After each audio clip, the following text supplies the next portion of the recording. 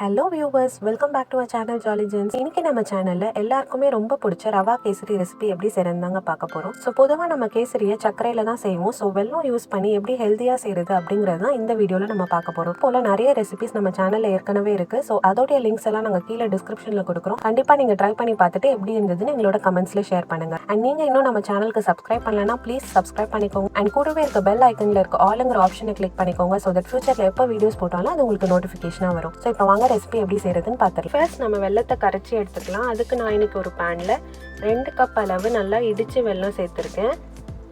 இது கூடவே 3 கப் அளவு தண்ணி சேர்த்துக்கோங்க.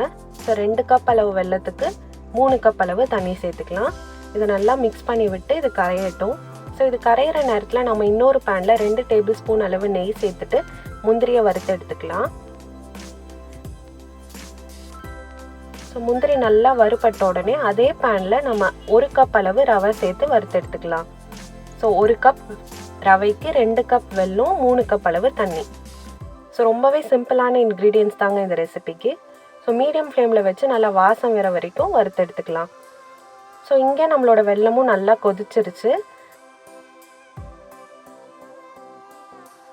இப்போ நம்ம இந்த வெல்லத்தை ஃபில்டர் பண்ணிக்கலாம். ஏன்னா நிறைய தூசி மண்ணெல்லாம் இருக்கும். ஸோ ஃபில்டர் பண்ணிவிட்டு எப்போவுமே வெல்லம் யூஸ் பண்ணுறது நல்லது. ஸோ ஃபில்டர் பண்ணதுக்கப்புறமா அதே பேனில் நம்ம ஃபில்டர் பண்ணி வச்சுருந்த வெல்லத்தை சேர்த்துட்டு ஒரு 3லேருந்து 4 ஏலக்காய் தட்டி சேர்த்துக்கலாம். ஸோ இப்போ இதை நல்லா கொதிச்சு வர நேரத்தில் நம்ம வறுத்து வச்சுருக்க ரவையை சேர்த்துக்கலாம்.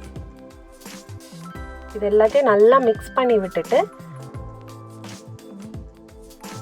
ஒரு 5லேருந்து 7 நிமிஷம் நம்ம மூடி போட்டு வேக விடலாம்.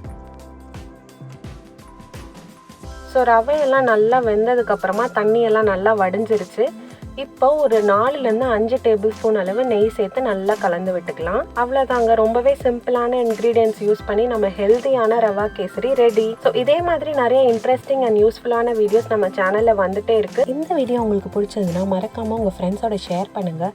அண்ட் அப்படியே அந்த லைக் பட்டனை ப்ரெஸ் பண்ணிவிடுங்க. Keep supporting us.